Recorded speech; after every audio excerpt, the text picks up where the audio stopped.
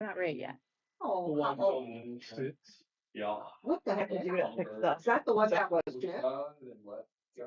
You had a good question. Simple problems, but we Have you turned it on or not? get a little stroke about two. Button back here. Yeah. To hold it. Yeah. Uh-huh. We, It's just turning it off. If you turn off the sound, just hit that.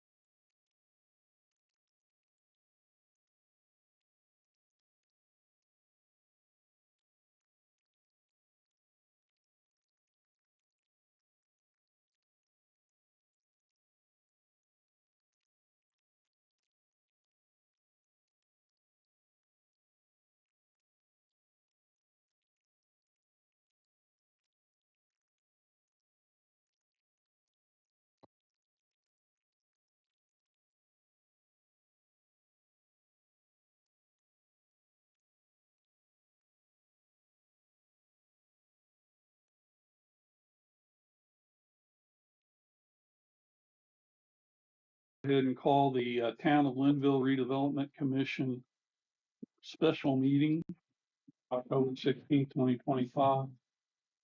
We're going to call it to order.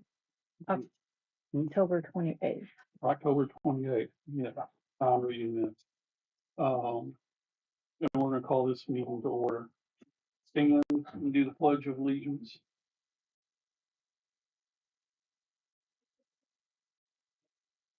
I pledge allegiance to the flag of the United States of America and to the republic which stands one nation under God, indivisible, with liberty and justice for all.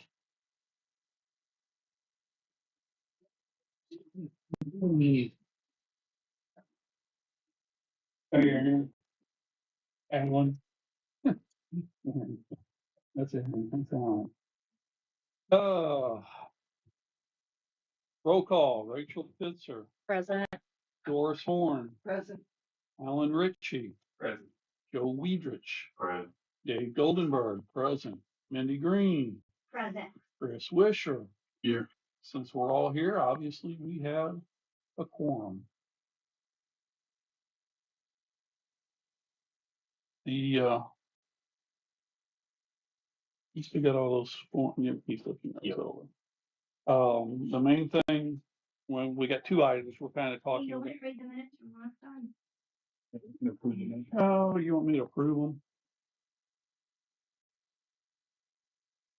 That's approval for a minute. Have you read, I have. Doris, I just- have you read the? I just read them. too. Read them and then if we have any changes. Yeah. Okay. New business, a portion of requisition number 1 was paid on the. We don't need to read them.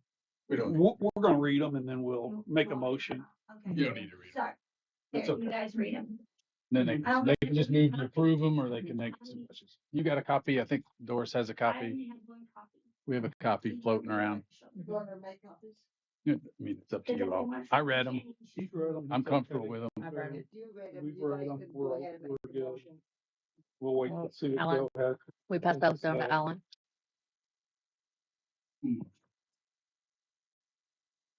Hmm.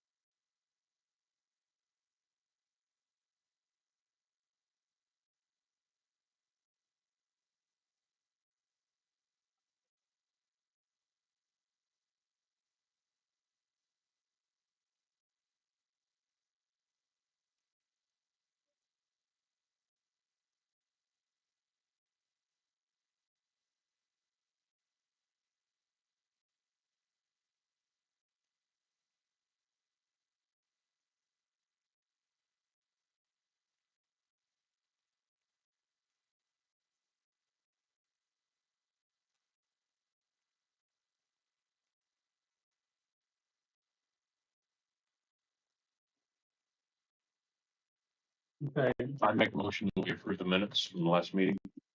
we have a motion to approve the minutes. Do I have a second? I'll second that.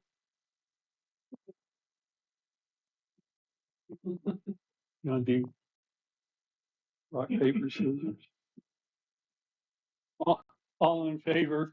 Aye. Motion passes and then addendum, whatever minutes have been agreed upon. And that disappeared from it again. Yeah, I was looking for that agenda. We got an agenda?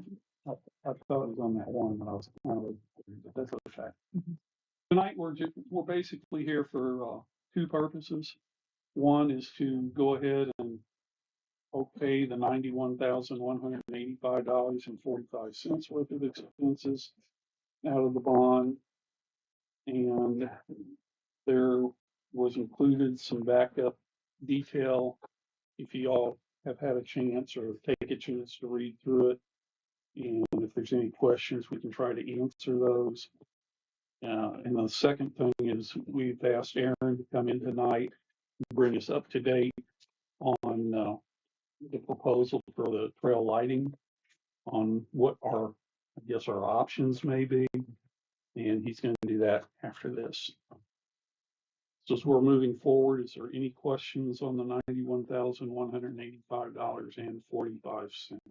I got a question. Okay. Just a question.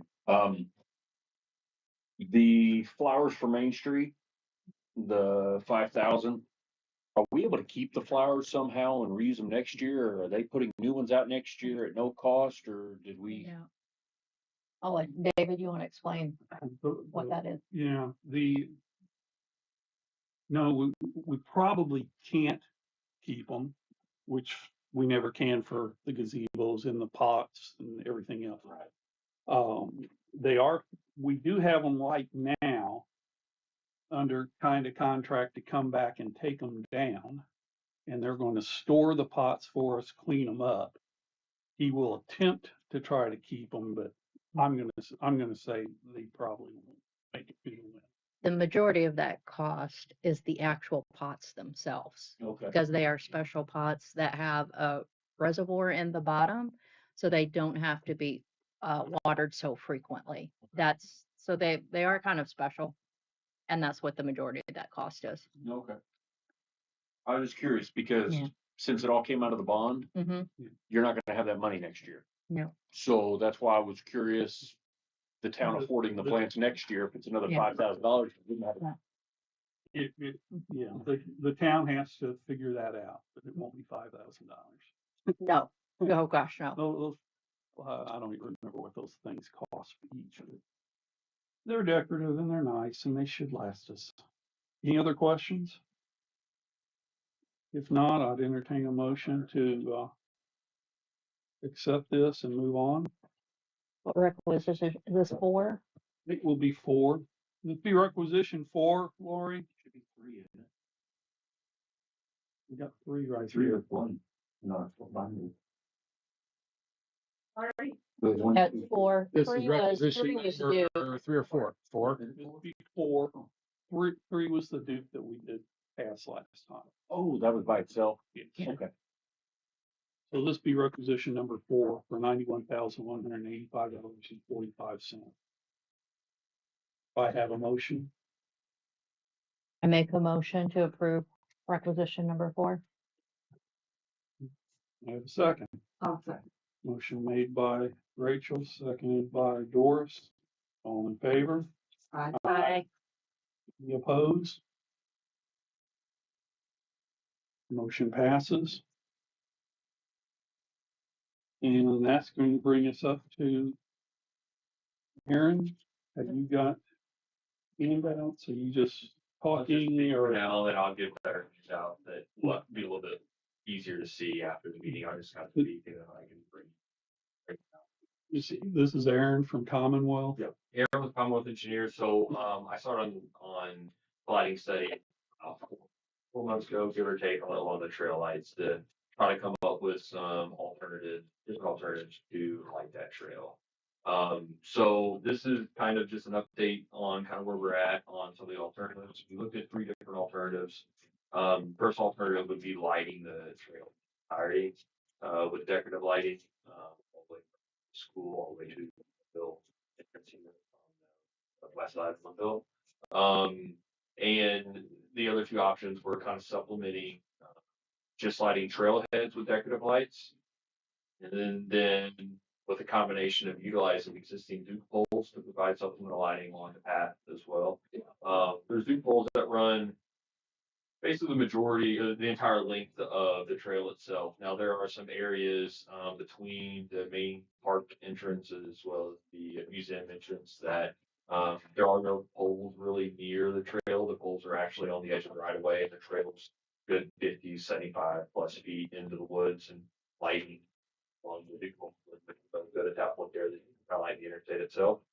So those are 3 alternatives. I'll kind of dive into all 3 of them here. I really won't spend much time on trail lighting the trail in its entirety. It's a very big ticket item. I mean, you're looking at 125 up to 200 poles, just depending on lighting spacing. So we did do a lighting study very similar to what we did on Main Street here, performed by a contractor in town. They give, lighting or pole spacings, etc. And if we're looking at light the trail as entirely decorative lighting, you're talking near $1 million, give or take. It's a very, very expensive light for decorative lighting, and that's for a couple of reasons. One, if you're gonna light that many if you're gonna light that trail from the decorative lighting, you're gonna have very similar like Lynnville has here. You're gonna have one or two main control panels, right? And they're gonna have to run the entire stretch. And I believe the trail's around 2 miles, give or take. 2.1. Is it 2.1? Mhm. So it's a very long distance from that. So your installation cost goes through the roof, right? So what we did to try to look at it from like a safe budgetary, standpoint is the other two options. So option two would be just decorative lighting the trailhead. So the trailhead we looked at was the school parking lot entrance or near the school itself. The main park entrance there, uh, the either the entrance where the museum is, or it could be closer to Tecumseh School, and then also the parking lot itself here on the town.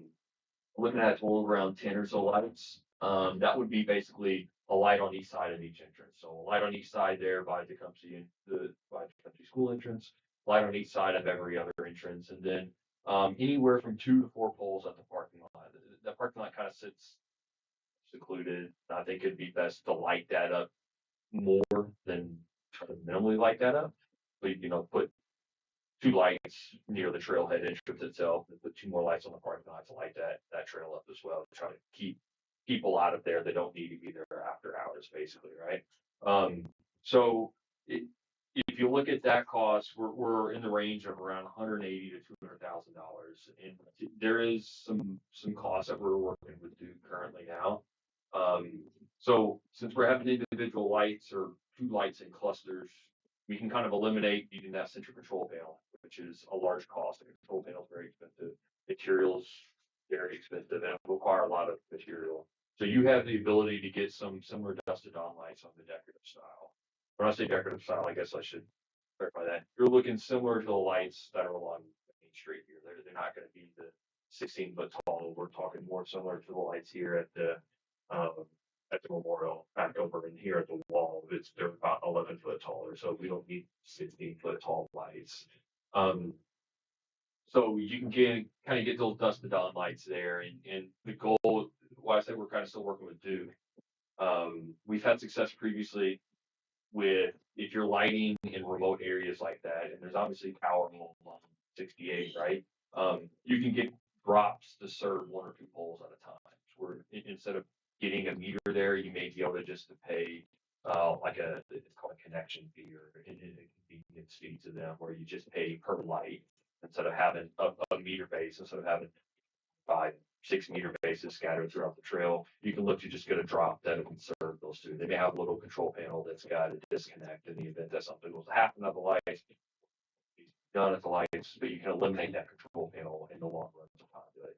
Instead of running miles and miles of conduit, you can run it here to the road, here to the TV, etc. The other option that we kind of looked at is using the same decorative light layout that I just identified with lighting those trailheads, lighting the parking lot, and then look to supplement Duke lights or Duke poles along that route as well. Like I said, there's really just one area that's really not going to work out. It's kind of an area where the trail kind of meanders there to the north. So Duke has kind of if you attach the Duke's poles, they've got a couple things. One is a cost per light, and there's a cost per light for power usage as well. And then there's what I think they call it a attachment. So attaching to those poles. So the cost per light is a one-time cost. If you put a light up there, the initial light is $750 to attach a light to their pole, right? Every light above and beyond that is another $150 to attach additional lights outside of that scene to that first light that you attach, right? And then you're looking at around $46, give or take, a month for the attachment fee as well as the energy usage to utilize those lights. So per light bulb. per light bulb, yeah, it's about $46 based off of what we've gotten from them. Looking at that lighting, it does get you a lot more lighting on the pole. I guess to take one step back, I apologize, but there is emergency call stations figured around 5 of them figured along that 2.1 mile stretch as well.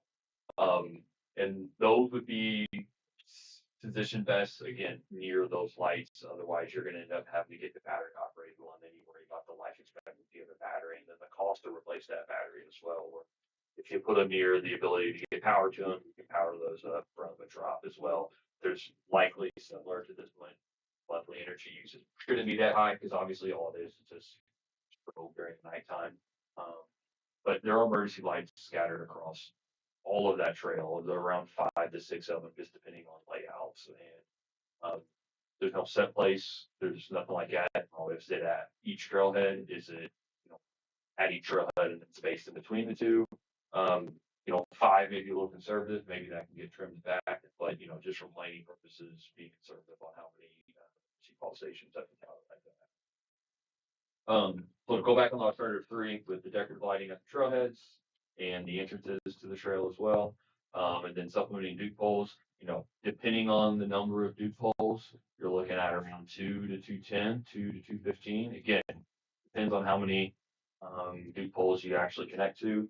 And that does include basically around a year's worth of utility costs associated with the Duke lighting itself. So if you use the 15 lights, you're looking at around $600 to $700 a month for lighting uses of Duke's poles.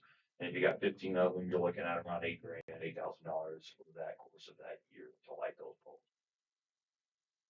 So I think alternative 2 and alternative 3 are probably the best fits for the time being in discussions with others.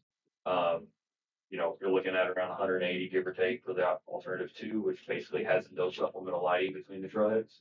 You got alternative 3 that has supplemental lighting along with the trailheads. Again, those can be spaced wherever. Those can just be, we can go and look at, we want to light up 3 lights in this area, 3 lights in this area, 3 lights in this area. Maybe it isn't 15 lights. Maybe we don't need 15 lights. But that calls for alternative 3. Depending on lights, would be around $200,000 to $215,000, and that does include 1 year.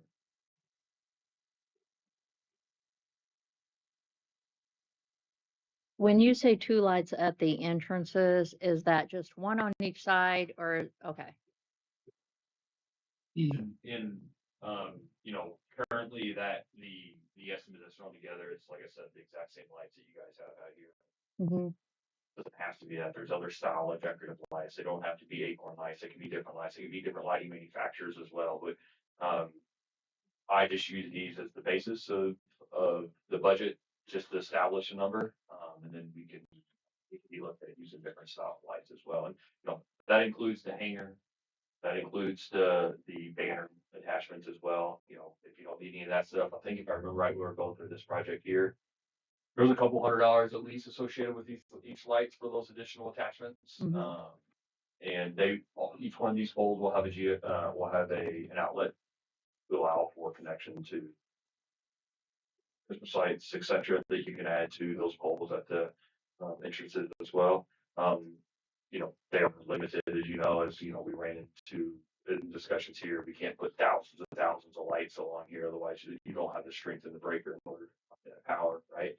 But there will be those outlets there. Outlets can be placed whenever. A lot of times we like to put them higher up, so then if you're in the middle of the trail, you just don't have everybody going plugging things in, running from their phone, plugging lights in, etc. Because it was a little bit more remote. Here, you're not really on. Or unplugging lights. Yeah, exactly. Rec 61, you don't really have that issue here, but we did put them up just to kind of, and safety as well. I know they're the GFIs, but still don't want somebody to accidentally put something that's something they're not supposed to, and for some reason GFI doesn't. Or are these LEDs like what we've got here, at least tentatively? And so that, And has the light study been made it on has brightness and all that? It has, and it's been done in both ways, and I'll share that. I'll be honest with you, it's pretty hard to understand because you just see light, you just see illumination numbers, and you just see where they have rough, covering area larger than this room, the size of this room, depending on what the ground is around it. Like you got high ground, you put a pole down here, and you got ground up here, it doesn't light as much out this way because you end up having interferences with structures around it, etc. But yeah, the lighting setting has been done. If you anticipate any issues with people that live out at the park complaining that lights Yeah, are coming through their windows or keeping their pet deers up or. Yeah, so I think, a couple of things here. This is not a rough sketch just to kind of give everybody just a little bit of an idea. I just arbitrarily threw in here around 10 to 12 Duke lights. There's not necessarily madness to any of it. They're not equally spaced in any specific manner. But if you see the yellow in there, kind of these yellow dashes or yellow ovals, that's kind of what I've identified as, approximate Duke pole locations. Looking on Google Earth and walking the site, there's poles that are in close proximity to that path. Again, a pole that's on the other side of the road and the path that's here does no good. It just lights up green space right away and it does no good for anybody, right? I would think the area that would be concerned, obviously, is closer you get to Tecumseh, you end up having residents that are very close to there.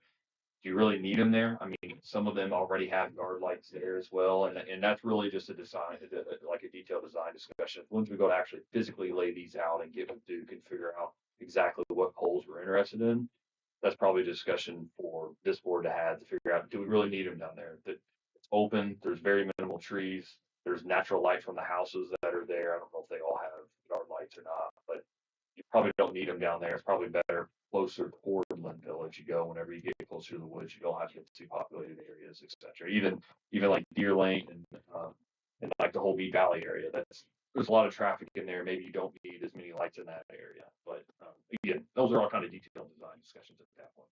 Nothing that needs to really get sought out during the study portion of it. As long as the study establishes approximate number of poles, the intent of the study is to have an idea of what the game plan is going to be to move forward, and to establish a budget. Basically, it's not a detailed design by any means. There's still a lot of kinks that'll have to get lined out during detailed design. Another strange question, being on the state highway, do they have requirements or restrictions on how many lights we can put up? Yeah, so what they can be and where they can shine and all that stuff. Exactly. So I think the lighting study obviously would be is going to be beneficial. Everything's outside of their right of way. NDOT right of way.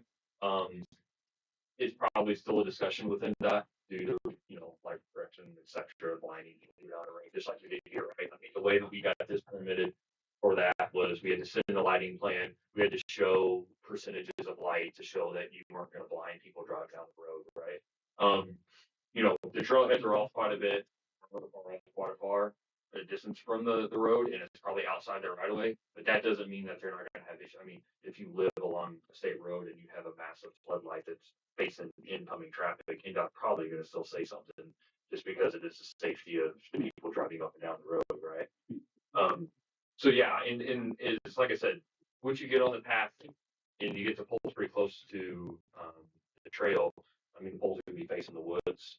So again, it's probably just a discussion with Duke or with NDOT once we start laying poles out in the future and saying, here's the light we're doing. If we need to get a luminosity or a lighting study done for those poles, it is no cost by the contractor, by the sub that supplies those lights. He may have to use his own light that is relatively close to what the luminosity of what NDOT style lights would be. And NDOT does have different ones. They've got the old school cantilever, like oval shaped, teardrop shaped ones as well. They have like the old, the floodlights, and they have different style of lights that you can put on there. And that's all something I have to go through for the permitting process or the application process. Sorry for you.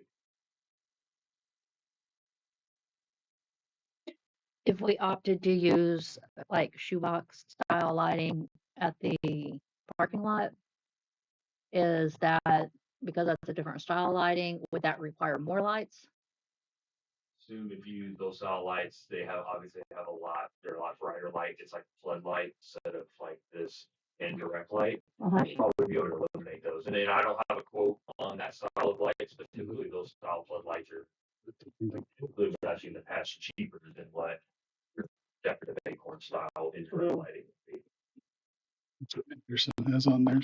And another piece that hasn't necessarily been discussed yet is with the park when it comes down to light pollution as well.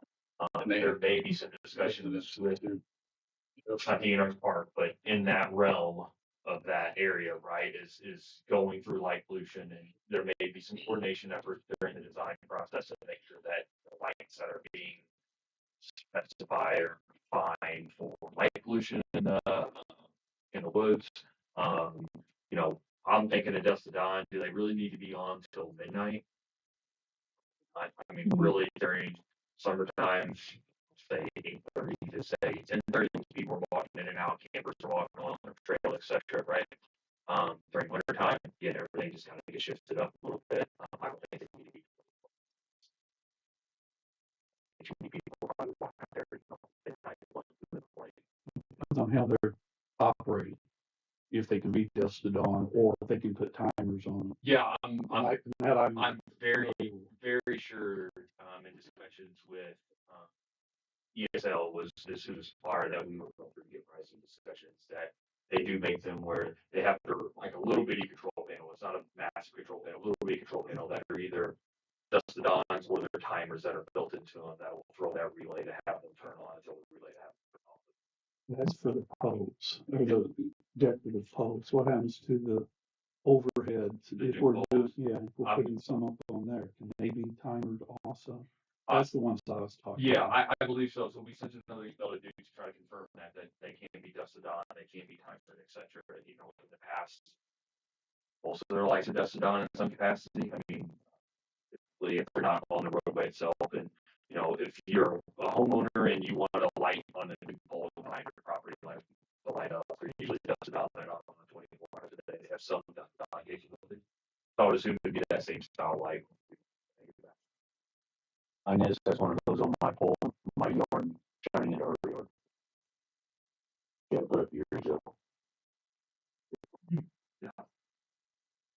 So the circuits can be split. So like the one at the park and the one at the school should be able to be dusk to dawn. And then the other ones potentially we put on a timer so they don't run all the time.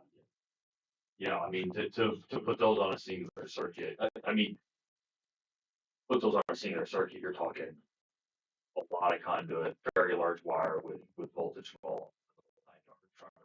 Even if you were to put the control panel at the park, I mean, you're still running a mile this way, a mile or mile, a little more mile this way. If you do that, that's a big expense. So the decorative lights, poles, would that be buried cable then? Yeah, just but the goal would be is to work with Duke to just have individual drops, and in the discussion during the design process was not to have individual control panels there or individual meter bases there. It would be to get to allow for just that usage fee as a per drop basis to serve those two lights. So you'd have a drop coming off the pole, and then you would have an underground conduit that could maybe run from here to the back of the building per set up at each trailhead, so it'd be very minimal. And the lights that we need at the Beaver Crossing, if you know where that is, that's back off the highway. That's in between the museum and Lynnville. Yeah, what In type, between, it's just off the path. We don't have a pole there. So how would we get electric to that? Yeah, so if that's an area that wants to be lit, then we would end up having to run, you know, a decorative light. If there's no poles there, we have to get a decorative light right into there. So we're in conduit, tie it into however we are from whatever, because that's where the poles are basically edge of right away, right? That's where it goes back. Back to the trees here, right? But we will have some issues trying to get it to it because of the rock that's in there. We don't know what's under the ground there in the lakes. So we'd have to come up and then come down the side of the trail or something somewhere, I would assume. Yeah, and that would all But be that's the only way we can get a light back in that, yeah. into that.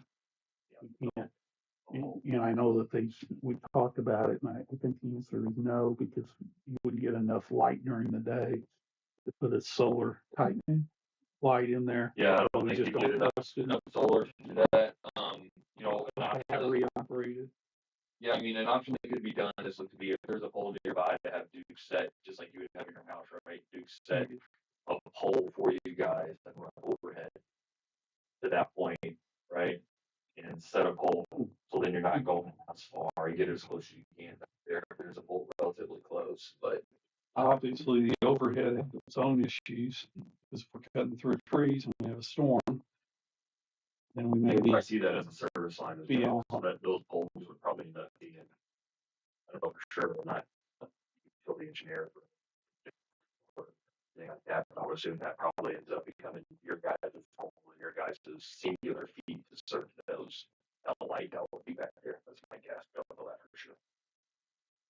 So, maybe in the near future, we take a group outing through the trail at dusk and see exactly how much light we have in the residential area coming off the homes to see where do we need, what do we need. And then that'll also give us the opportunity to look at the existing Duke poles that are there that have, What we could do with them. yeah, and just to try to refine things. What I would do is I would give you guys a couple copies of the trail Hmm. on a drawing that would have addresses as well as you be able to tell features on like drive, et cetera.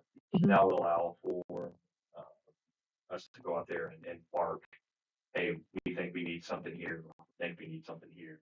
Don't need anything here because it is lit from natural light or lighting of the houses, et cetera. Yeah, we could do that. I mean, to be honest with you, once we get through the detail portion of it, once we start the detailed design portion of it, Duke's probably gonna have a field visit out there eventually and want to know if that polls, if there's not poll numbers out there, and kind of walk through that process as well. If we needed some additional light right off of like the trailheads where the decorative lighting is, would the short lights be an option?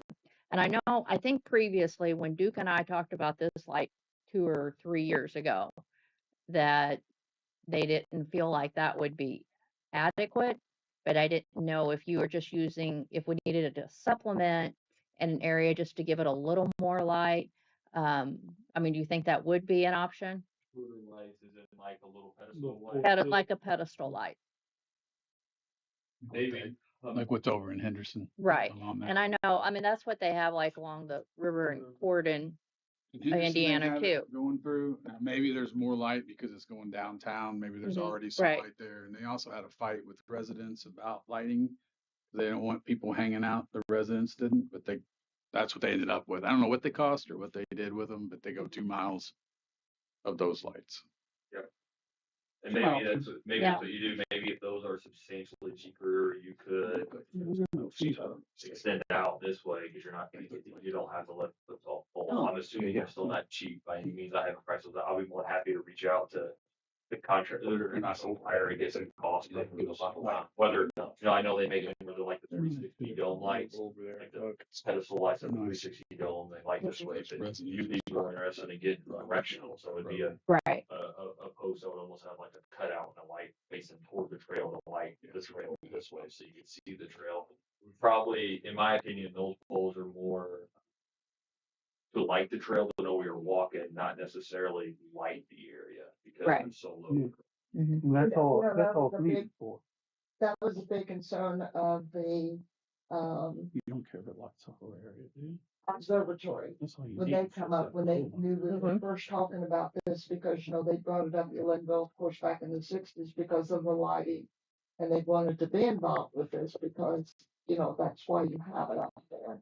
And I believe all of our lights I know our lights out here are all night sky friendly. I believe that's how they referred to it. Yes. Because that was a concern. Yeah, I think they're that way. That's why they're lit from the top. Yeah. Why we went Mhm. that way. Top lit till they shine Mhm. basically down instead of shining. And they're LEDs as well, which LEDs don't typically have like the reflective lighting. Like the old school lights would be bottom lit, they'd have a reflection that then bounce off and go this way. The LEDs are all top lit down this way. That would be nice. This way. Mhm. The ones that shine Yeah. for the path. Because that's what you're out there for, is to walk and be safe. I mean, What What I will do is, I have a report that's 95% done, and I've got these numbers in. I'm waiting on a couple communications back and forth from Duke. As soon as I get those, I'll finalize that memo. It's around a 30 to 40 page memo at most. And it basically goes through all three alternatives. It goes through the pros, it goes through the cons, it goes through some regulatory / design discussions as well. And that'll kind of summarize all this to give to the board here to review in its entirety. Expandability, say we went with option 3. And it can be expanded in the future as well? Yeah, so I mean, that would be something I would really want to talk with our electrical department on and Duke to confirm, how it would be sourced from that single drop to serve 2 poles. Like if a single drop's given and they do require like a small breaker box or something to isolate, there's some limitations on what that can handle, but we can have those discussions as well. I mean, if originally what we were looking at doing, which is kind of what option 1 was, would be to put a control panel, say by the entrance, and then start feeding lights out this way, right? Underground, overhead, whatever it is. It's just a lot of conduit, a lot of wire. You would end up having if we were to do it that way, you would probably be better off having multiple zones that would be fed off of a control panel, try to limit the wire size, etc. Because the wire losses are running. Instead of having like 12 gauge wire, you may be up to 6-inch wire, which is a lot more expensive than a 12 or 18, right? Yeah, I mean, that's a great point in a discussion that we can have with my design team and get that. Again, I think it's going to be due discussions as well to figure out, because every time we do connect to that pole, based off of what their data says, it's going to be an application fee. If you're attached to the pole. If you're not attached to the pole, it's just a drop fee, which is basically your energy usage fee as well, which is $21 a month or something. So I just, reason for the question, I just want to make sure whatever we do now, if we spend the $200,000 and then in 10 years, the town decides, hey, we want more and we've got the money, understand. that they can do it, or then want to scrap the project and start over again. Understand, and I think the best way, if we're going to talk about sustainability, say we do the trailheads and say we supplement Duke lights. If you were going to end up expanding on that and getting rid of the Duke lights and putting decorative lights, whether pole lights, the pedestal lights, whatever they are, I think at that point there, to expand to the other areas, it would probably be the most cost beneficial to put a control panel, put a meter base, reconnect the 6 lights that you have in the area that you're going to expand to put lighting in, and then re-pull those lights to that new control panel at that point there. Because if you start putting a ton of lights and more and more lights on there, you're always going to have this due connection fee. And if you're going to put a lot more lights in there, it's probably most beneficial to put an actual control panel as a single drop. It's a meter drop, just like out back here. And then you can just refeed, say, those 4 lights that are those 2 lights in close proximity, and then take off both ways or take off whatever way you want, and then set new lights, set new conduit, set new wire, etc. Okay. So option 2, 180 to 200,000. Yeah, And that's putting in 12-foot tall decorative lights in front of the park entrances, and dusk to dawn on the current Duke poles. No, No. that was 3. So I mean, That was just, Duke's poles to supplement Duke lighting in general is around, 15. we'll say around $18,000 to $19,000, including the monthly fees. I mean, Duke's Okay. attachment cost just to get their lights is only about $5,000. So the 200 is probably not the option we want to look at. I don't want to be speaking out of turn, but that's only just getting lights at the entranceway. the 180 to 200,000, Yeah. option 2. That's Yeah. not lighting any of the pathway. Correct. That's just doing parking lot and entrances, correct? But again, 10 poles, I think. Is that 10 poles? yeah, 10 poles, and I think I was planning on 4 of them being in the parking lot in some capacity. Now, if we do a floodlight style there, maybe that's cut down to only 2 poles there, because your floodlight's going to light more at the actual parking lot itself. So number 3 includes the trailhead. But does it include It's supplemental. Alternate 3 is that each trailhead, all 4 trailheads, and then up to 15 poles, up to 15 Duke attachments. Figure 15 will get us up and down that path, 2.1 miles. Just spread out along the way. I mean, they're not, it's not gonna light the whole path. I mean, if you're gonna light the whole path, you're talking, 4 or 5 times that much. And then I just look to like areas that were in wooded areas that may not have the most poles. I know that doesn't take into consideration of the dog back. That's where that beaver crossing is. The baby cross. Yeah, so it doesn't And include they're that. eating a tree there, by the way. That's just 15 poles scattered throughout it, just to get a rough number, to get an understanding of the order of magnitude of what it takes for Duke's poles. So And that also included the 5, sorry, that also included the 5 emergency. it does. Okay. And those are around 6 grand at least, give or take. And maybe 6 is too many for the light for the trail itself. But again, from a budgetary planning standpoint, just want to get a placeholder in there. Maybe there's 3 of them that get put in, so there's money savings there as well. But How much was option 3 again? about 215. So how much is option 4? So do And that's to get that whole pathway lit with dusk to dawn. option 1. It was. Option 4. You haven't given me. Oh, I haven't given you that one yet. No. No, sorry. You're saying use Duke poles the whole way. Well, with the decorative poles at the entranceways, Yeah. I'm just trying to see what's our top dollar limit that we're going to. We know one's $1 million. Yeah. So I mean, I guess. Is there something in between $1 million and 215 that we can consider so that it's lit? Or do we ask for an option of what does it cost to light from the trailhead to the park entrance and get all the dusk to dawn up there, and then phase 2 we go from the park entrance to Tecumseh, which goes into your question of is it upgradable? Yeah. Correct. Well, maybe the next step is I can go and we can look at how many poles are around there. I mean, I don't have to go. I have got it on here, right? And figure out what if we do every other pole, right? We put a Duke attachment on every other pole. We put a Duke attached light on every 2 poles. And those poles that means there's a light every 200 feet. Right? I mean, maybe that's the next step is to actually go and count those and figure out how many we think is adequate. Do we put a light every 200 feet?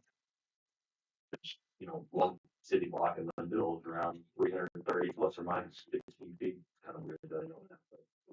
Well, does it do us any good if we're going for trail lighting and we don't light up the trail? Mhm.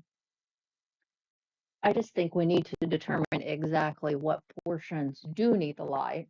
Like if the residential area has lighting, then maybe we don't want a pole every a light on every pole down there. I guess I'm And- worrying about from Yeah. trailhead out to the park Park. right now. And That's a good play. You In know- my opinion, that is the easiest one, not the easiest one, like probably the highest priority. Because the further east you go, further west you go, the more houses, more densely populated it is. Right. You're gonna get that lighting. So, I don't mind to go out there and go out there or use this and count poles and figure out how close poles are and figure out if poles are close enough to be able or close enough to the trail and identify areas where there's not. So that beaver crossing, for example, go out there and say, hey, from 500 foot or 300 foot on each side of this crossing here, we're 100 feet back in the woods. The only way we can get any power back there is if we run underground. We have to set poles. There is no battery powered lights of any type that we could put through there. I mean, I'm sure there are, but I'm sure they're not cheap. They're drilling and boring, so I can be. No, I'm just trying to get us lights. yeah, It would be the maintenance if you want the maintenance operation placement costs on the national network. A light is, I know you're not paying electric fees, right? But electric fees every month is one thing, but you gotta go buy a $1,000 battery for a light. I have no idea how much. Yeah, I don't either. Let's Say say the battery is 500, $1,000, and it only has a shelf life of years. That's a big expense hitting you every 2 or 3 years. Again, I don't know. Maybe there's I have no problem reaching out to DSL and confirming that. But I look at polls which are ahead from the middle entrance to the park entrance to the main park entrance. Count polls. There's say there's 150 polls there. We will light every 3 light 50 poles there. What's that cost? I can tell you your monthly expenses are going to go up quite a bit. I mean, 15 poles monthly expenses around $8,000, a little more than $8,000. So 9,000. yeah. And that's another question, but that's not for redevelopment to worry about. That's for the town to worry about. Yeah, that's my. Because we're gonna have a $10,000 Right. bill, Yeah, Right. each year thereafter. And we're not gonna not turn them on if we got them. Yeah. So it all becomes budgetary. Yeah, Or we may come up with a grant. yeah, so I mean, my pitch for the emergency call station, put on anything like that, but it would be to go after and get grants for the emergency call stations. I'm sure I can't speak that I know there's a Public concept, safety. and I'll be very surprised if there's not the ability for a public trail to get a grant to install those emergency light systems. Again, I don't know that off the top. Newburgh acquire, I think one of their parks got emergency call stations. I'm sure there is. I mean, you're talking public safety is usually a very high item for assistance and funding, if that's what and that's what this is doing. Right? So, I haven't went down that path from a funding option in great detail yet. But I would assume there's probably some benefit or some potential to get assistance at least for all stations. Anybody on the board have any other questions? Throw at him at this point? Okay, then what is our way to proceed forward? I know you and Rachel have been talking some. We'll continue to talk. Joe, do you or Alan need to be involved in some of those discussions so we're going down the right path? Or do you want her just to do it and then come back and give you options? I think so. I can use more than anybody else does. I think I'll probably tell you where all those lights need to go. I think this memo, once the memo is done with like getting these couple answers from Duke, I think it'll be. I think it'd be a good benefit for the town or for the board to look at that in its entirety. Yeah, I'll look at that for to supplement Duke polls, et cetera. And I'm waiting on a few answers from Duke things here, but I think that'll tie my 20-minute rant into a document that'll be a bit easier to kind of follow. And then you guys may have questions and try to get questions. Well, it's probably gonna be close, but if we can figure it out around 215,000, I think we got some money to do it. Now, if it's gonna be higher than that, then we're going to either need to bond again something to pay it, or come up with donations, or don't know what the answer is at that point. But we just need to see numbers and options. I think the more options we can have at this point, the better. Yeah, because once you hit the park on, there's a lot, like you said, you get in residential, there's a lot more poles. Yeah. So you could actually spread the lights out potentially more because you have, You end up hitting more, you have more poles in the lane. yes. Like when you come down east, there's nothing Yeah. lane on your time. You get one that you either hit 100-foot spacing or you hit a 300-foot spacing. You don't have 100, 120, 180. So far, they're out towards the road more instead of up by the trail, so I don't know how much we would benefit. Yeah, when that trail goes back toward that crossing, it doesn't start coming back again until the last little bit of the that entrance there that's right before the park or right before the trailhead from Lynnville, right? Then it snakes back to there and then it goes back up the hill that way. So yeah, there's a good portion of that trail for the eastern third, there would be no way to light it. Looking at it without going and installing either A, new poles or B, putting in new conduit line. I would just like the option if there's to expand. If for the future, in case we do have another phase, we do acquire some more grant money, then, you know, that maybe we could expand into those darker areas. Well, we'll look into that as well. Okay. You know, we've got resources that we can touch base, and we've done this in other parts of the state as well, so we can definitely touch base. So time frame wise, what are you needing to have to be able to come back to the board and make a semi? We say by the next week and a half, I'll have the report done, sent to you guys, and then I can plan to come back if needed. And then if not, Planning, didn't we plan Yeah. 2 weeks from now anyway, or something like that? On the 12th, November the 12th. I have it at 12. Can you make November 12th?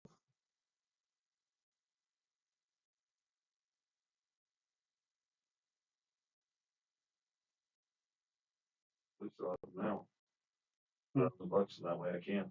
Mhm. Is that enough time? Yeah, I'll be able to get the report done by that time, and then we can look at the. You get a report done, and then we can distribute it to all board Mhm. members in advance, Yeah. or we can do something with it, so. If you What maybe you at least answered. had it done by the Monday before that meeting, meeting's on a Wednesday. If we could have it on that Monday. If we get it, we will plan on having a copy of those here in this office. Mhm. So board members can come and look at them on their own, so we don't have to schedule a meeting to review them. That Just would, come in and look, and then if you have questions, we can do an email or something. that'd also give us the opportunity to go on site and see how it plays out on the trail. But do So- you want those board member or two to walk the site with you? You'd mentioned that earlier, and then you said you were gonna do it off your. I can do either one, doesn't matter. I would like to go walk tonight and get some people exercise. Fantastic weather. I walk the site daily, so I can do my own and look. Well, I've walked it many a times in the dark, Yeah. and so You gotta carry a lantern. Hmm? You gotta carry a lantern. that's what your phone's for. Turn the flashlight on the phone. I thought that's why you called me. Well, I did call you that one night. Yeah, you're gonna talk to me till I get to the end. I- told me the other night, the car parked at the toll museum. You're gonna talk to me for a little bit. Just a little bit. Yeah, Well, sometimes it gets darker faster than what you think. And before you know it, it is very dark. If we're going to try to promote the trail to be used after dusk, we need to have lights. If we don't put lights, then we probably need to put some signage that says, please only walk this trail during certain hours. At your own risk. Your own Well- risk or something, yeah. My thing too is that at some point, I do truly believe the second part of the campground will be open. And We may not be alive, but oh, I know, I may not be on this board, but that is the walkway between the two for the, and so it would, And we can probably get that done pretty easy, except for the trailhead again. So, we may have another option in there to think about and then come back and add the trailhead later. But I hate to do that because people do drive up here and park up there and walk the trail. oh, yeah. Should we go ahead and have him factor in 2 more lights at that, there by the bathroom house? At Well, that I think you entrance? have that plan, don't you?